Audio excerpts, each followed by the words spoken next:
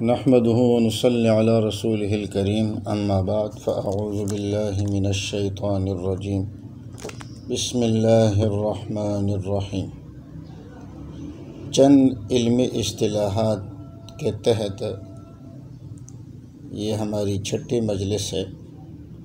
فی الحال تو یہ آخری مجلس ہے، لیکن اگر ضرورت محسوس ہوئی تو شاید ہم کچھ اور بھی اصطلاحات کا ذکر کریں۔ آج انشاءاللہ ہم ذکر کریں گے صریح اور کنایہ پر۔ اصول فقہ کی اصطلاحات میں اور علم بیان میں بھی صریح اور کنایہ کے الفاظ استعمال ہوتے ہیں۔ ہم ان کے معنی کو سمجھیں اور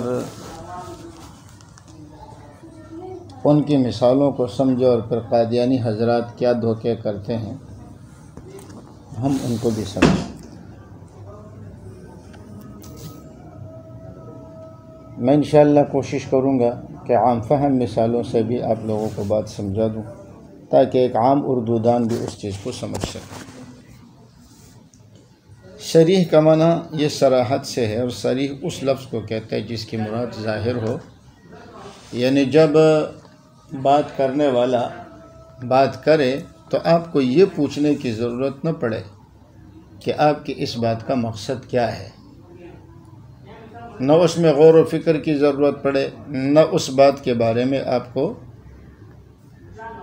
پوچھنے کی نوبت پیش آئے، تو اس کو کہتے ہیں صریح۔ اور دوسرا لفظ ہے کنایہ۔ کنایہ وہ لفظ ہے جس سے اس کا وہ معنی مراد نہ ہو کہ لفظ جس معنی کے لیے وضع کیا گیا ہے، یعنی وہ ظاہری معنی مراد نہ ہو، بلکہ اس سے دوسرا معنی جس کو کہتے ہیں کنائی معنی یا لازمی معنی کی طرف اشارہ ہو۔ اب ان دونوں کی مثال آپ یہ بھی سمجھیں کہ ایک ہوتا ہے حقیقت اور مجاز۔ حقیقت اور مجاز میں سے کوئی ایک معنی آپ لے سکتے ہیں، یا معنی حقیقی مراد لیں گے یا معنی مجازی مراد لیں گے، یہ نہیں ہوگا کہ آپ دونوں کی نیت کریں۔ ایک ہوتا ہے عمومی مجاز، وہ الگ مسئلہ ہے، لیکن صریح اور کنایہ میں دونوں معنی اکٹھے ہو سکتے ہیں، آپ دونوں معنی مراد لے سکتے ہیں۔ مثال کے طور پر ہم کہتے ہیں طویل القمیص، فلاں آدمی کی وہ لمبی قمیص والا۔ ناعم الکفین، نرم ہاتھوں والا۔ کثیر الرماد، زیادہ راکھ والا۔ اب اس کا اپنا معنی حقیقی ہے جو میں نے آپ کو بتا، لمبی قمیص والا، اور اسی طرح نرم ہاتھوں والا اور زیادہ راکھ والا، یہ اس کا ظاہری معنی ہے جو لغت میں اس کے لیے استعمال ہوتا ہے۔ لیکن اگر طویل القمیص سے مراد طویل القامت شخص مراد لے لیں، ناعم الکفین سے وہ آدمی مراد لے لے جو بیکار بیٹھا ہوئے کام کاج نہیں کرتا، کہتا ہے نا نہ کام کے نہ کاج کے دشمن ہے اناج کے، تو ایسے لوگوں کے ہاتھ نرم ہوتے ہیں، اور جو مزدور لوگ ہوتے ہیں ان کے ہاتھ سخت ہوتے ہیں۔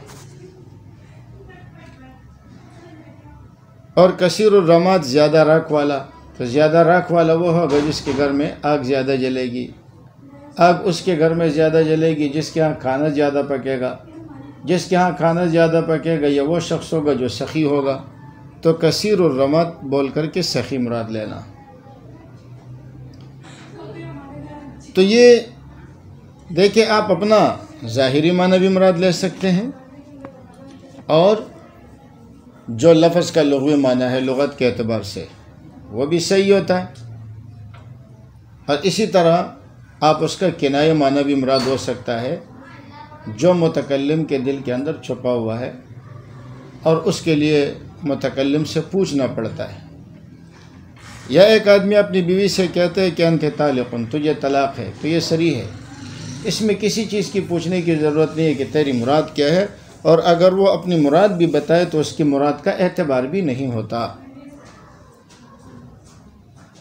لیکن اگر کوئی شخص اپنی بیوی سے کہتے ہیں انت بائن، تو بائن کے معنی تو جدا ہے، الگ ہے، تو یہ طلاق کے معنی میں صریح نہیں ہے۔ اب ان سے پوچھا جائے گا کہ تیری مراد اس سے کیا ہے؟ یا اسی طرح شوہر اپنی بیوی سے کہتا ہے الحقی باہلکی، اپنے میکے چلی جا، تو ہو سکتا ہے وہ کہتا ہے جا اپنے ماں باپ سے ملاقات کر کے آ جا۔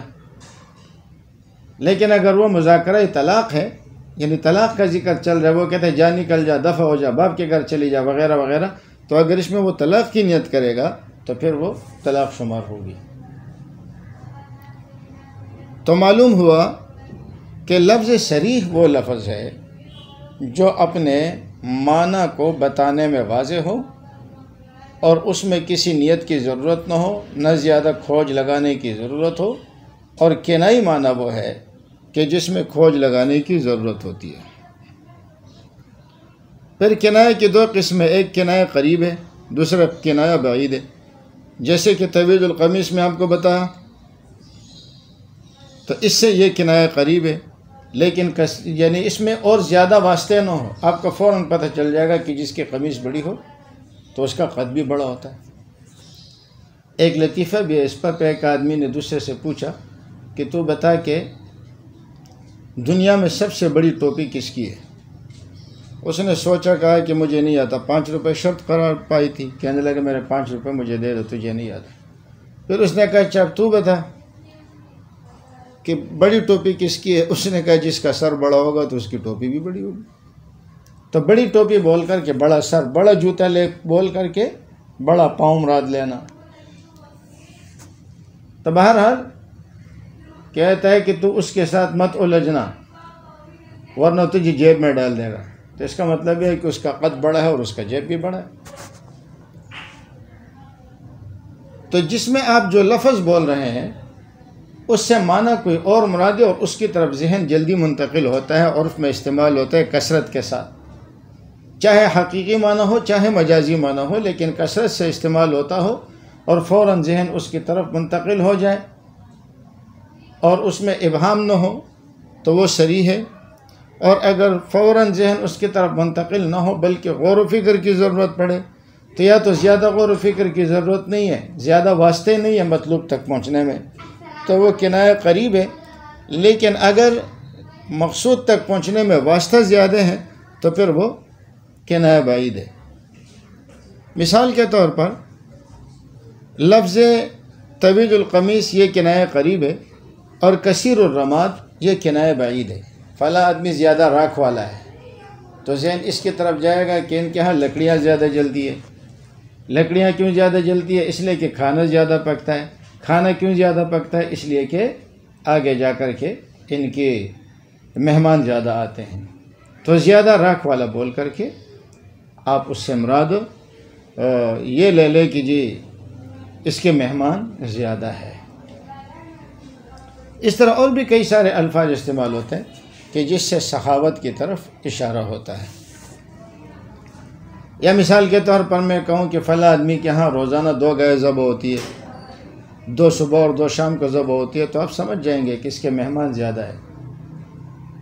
تو گائے ذبح ہونے سے مراد مہمانوں کی کثرت ہے، اور مہمانوں کی کثرت کیوں ہے؟ اس لیے کہ اس کی سخاوت ہے۔ تو اگر وہ ایک ہی واسطے سے آپ کو سمجھ آ جائے تو پھر تو کوئی مسئلہ نہیں ہے، لیکن اگر اس میں واسطے زیادہ ہو جائے تو اس کو پھر کنایہ بعید کہا جاتا ہے۔ تو پہلا کنایہ قریب ہے اور دوسرا کنایہ بعید ہے۔ تو امید ہے کہ علماء حضرات کے لیے تو اتنا کافی ہے، لیکن عوام کے لیے بھی میں کچھ عرض کر دوں کہ عوام کے لیے صریح تو وہی ہے جو صراحتاً ایک لفظ ہے اس کے لیے استعمال ہوتا ہے اور اس میں دوسرے معنی کا احتمال ہی نہیں ہے۔ یہی وجہ ہے کہ طلاق صریح واضح طلاق میں نیت کا اعتبار نہیں ہوتا۔ جیسے لوگ کہتے ہیں نا جی میرے طلاق کا ارادہ نہیں تھا، تو طلاق کا ارادہ ہو یا نہ ہو اس کے اندر نیت کا اعتبار نہیں ہوتا۔ جیسے ہمارے ہاں بوڑھے آدمی کے لیے ہم لفظ استعمال کرتے ہیں سفید ریش، تو سفید ریش کا لفظ جب ہم سنتے ہیں تو سفید داڑھی ذہن میں آتی ہے، اور یہ سفید ریش یہ صفت ہے بوڑھے کی، تو یہاں آپ صفت بول کر کے موصوف مراد لے رہے ہیں۔ اب ایک آدمی بوڑھا ہے تو وہ سفید ریش بھی ہے، تو معنی جو صریح معنی پر بھی دلالت کر رہا ہے، اور یہ ہے کہ کنایہ پر بھی دلالت کر رہے کہ اس سے بوڑھا آدمی مراد ہے۔ کسی کام کے لیے تیار ہونا، اس کو ہم کہتے ہیں کمر باندھو، کمر کس لو۔ کیا مطلب؟ یعنی فلاں کام کے لیے تیار ہو جاؤ، ہمت پکڑو۔ فلاں آدمی بیمار ہو کر سوکھ کر کانٹا ہو گیا، تو سوکھ کر کانٹا ہونا کنایہ ہے۔ فلاں آدمی مجھے دیکھ کے اس کی ٹانگیں کانپ جاتی ہے یا اس کا پیشاب نکل جاتا ہے، یعنی وہ مجھ سے ڈر جاتا ہے۔ رنگ فق ہو جانا ڈرنے سے کنایہ ہے۔ سر اٹھا کے چلنا، ہمارے ساتھ وہ چلے جو سر اٹھا کے چلے، تو اس کا مطلب یہ ہے کہ خود اعتمادی یا تکبر کے معنی میں فلاں آدمی سر اٹھا کے چل رہا ہے۔ سر جھکانا، اس کا مطلب کیا ہے کہ دوسرے کی غلامی کرنا وغیرہ وغیرہ۔ تو یہ سارے کنایہ قریب ہے، عام اردو میں سمجھنے والے لوگوں کے لیے عرض ہے۔ اور کنایہ بعید کی مثال جیسے کہتے ہیں مگس کو باغ میں جانے نہ دینا، اقبال کا شعر ہے، مگس کو باغ میں جانے نہ دینا کہ ناحق خون پروانے کا ہوگا۔ شہد کی مکھی کو باغ میں مت جانے دو ورنہ پروانے کا خون ہو جائے گا۔ تو ایک دم ذہن نہیں جاتا، بلکہ شہد کی مکھی شہد باغ میں جائے گی تو وہ رس چوسے گی اور صفوف لائے گی، اس صفوف سے وہ شہد کے موم بنائے گی اور پھر آگے اس سے موم بتی کا موم بنے گا اور پھر اس موم بتی بنے گی اور پھر اس میں آگ جلے گی، پھر پروانہ آ کے جلے گا۔ تو دیکھیے یہ بہت سارے واسطے ہیں کہ آپ نے ان کئی سارے واسطوں کے بعد والا مراد لیا، اس کو کہتے ہیں کنایہ بعید۔ تو امید ہے کہ انشاءاللہ صریح اور کنایہ کا معنی آپ کو سمجھ آیا ہوگا۔ اب یہاں ایک بات یہ یاد رکھیں کہ بلغاء علم بیان والوں کا ایک قاعدہ ہے، ضابطہ ہے، وہ فرماتے ہیں کہ الکنایۃ ابلغ من التصریح۔ کنایہ جو ہے یہ تصریح سے زیادہ بلیغ ہے، یعنی کنایہ کا لفظ استعمال کرنا صریح استعمال کرنے کی جگہ سے بہت زیادہ اچھا اور بہتر ہے۔ اس کی وجہ کیا ہے؟ اس کی وجہ یہ ہے کہ اگر آپ صریح کوئی لفظ استعمال کریں گے تو اس کے ساتھ دلیل نہیں ہوتی۔ آپ نے کہہ تو دیا فلاں آدمی کا سر بڑا ہے، لیکن اس کے ساتھ دلیل آپ نے بیان نہیں کی، یا آپ نے کہہ دیا کہ فلاں آدمی بیکار ہے، مفت کے اناج کھاتا ہے، کام نہیں کرتا، ساتھ میں آپ نے دلیل ذکر نہیں کی۔ یا جس طرح آپ نے اس کے لیے لفظ استعمال کیا کہ فلاں آدمی سخی ہے، لیکن آپ نے اس کے ساتھ دلیل بیان نہیں کی۔ تو ایک یہ ہوتا ہے کہ آپ ایک دعویٰ کرتے ہیں مگر ساتھ میں دلیل نہیں لاتے، تو صریح میں ساتھ میں دلیل نہیں ہوتی۔ جیسے میں کہتا ہوں کہ مثال کے طور پر زید مجھ سے ڈرتا ہے، تو میں نے دعویٰ تو کر دیا لیکن ساتھ میں دلیل بیان نہیں کی۔ لیکن جو کنایہ ہوتا ہے، کنایہ میں ساتھ میں دلیل بھی ہوتی ہے۔ کیسے؟ آپ نے کہا کہ فلاں آدمی کی قمیص لمبی ہے، اور مراد آپ نے کیا لیا کہ اس کا قد لمبا ہے، تو قد کی لمبائی بھی سمجھ آ گئی اور ساتھ میں دلیل بھی آ گئی۔ اس لیے کہ کوئی اپنے سائز سے بڑے کپڑے نہیں بناتا کہ قد چھوٹا اور کپڑے بہت بڑے بنائے ہوئے۔ یا آپ نے کہا کہ فلاں آدمی کام کاج نہیں کرتا، تو دعویٰ تو آپ نے کر دیا مگر دلیل نہیں لائی۔ لیکن جب آپ نے کہا اس کے ہاتھ نرم ہے، تو یہ ہاتھ نرم ہونا اس کا مطلب یہ کہ بندہ محنت کش نہیں ہے، اور اب ساتھ میں دلیل بھی آ گئی۔ اگر یہ محنت کرتا تو اس کے ہاتھ سخت ہوتے۔ فلاں آدمی سخی ہے، لیکن دلیل آپ نے بیان نہیں کی۔ جب انہوں نے کہا کیسے سخی ہے، آپ نے کہا بابا دیکھو اس کے گھر کے سامنے تو راکھ کا ٹیلا بنا ہوا ہے، یا صبح 2 گائے ذبح کرتا ہے، شام کو 2 گائے ذبح کرتا ہے، تو یہ ساتھ میں دلیل بھی آ گئی۔ آپ نے کہا فلاں مجھ سے ڈرتا ہے، ساتھ میں دلیل نہیں دی۔ آپ نے کہا دیکھو جب وہ آ گیا، دیکھا مجھے دیکھ کے اس کی ٹانگیں کانپنا شروع ہو جائے گی، اس کا رنگ فق ہو جائے گا۔ جب وہ آیا اور ٹانگیں کانپ گئی اور رنگ فق ہو گیا، ایک تو یہ لوگ تنگ کرتے بار بار آ کے ٹنگ ٹنگ ٹنگ ٹنگ، تو اب دلیل بھی آ گئی کہ واقعی اس کا رنگ پیلا پڑ گیا۔ اور اس کی ٹانگیں کانپنے لگی۔ تو معلوم ہوا کہ جو کنایا ہوتا ہے، کنایا میں آپ کے دعوے کے ساتھ دلیل بھی ہوتی ہے، تو اس لیے کسی لفظ کو صراحتاً استعمال کرنے کے بجائے اگر آپ کنایا کا لفظ استعمال کر لیتے ہیں تو اس کے اندر فائدہ زیادہ ہے اور اس میں قوت اور مضبوطی زیادہ ہوتی ہے، اس لیے کہ دعوے کے ساتھ ساتھ آپ نے وہاں دلیل بھی بیان کر دی۔ تو میرے خیال میں آپ لوگوں کو یہ بات بھی سمجھ آ گئی ہوگی کہ کنایا استعمال کرنا یہ بلیغ ہے، ابلغ ہے، زیادہ اس میں قوت اور زور ہے صریح کی بنسبت۔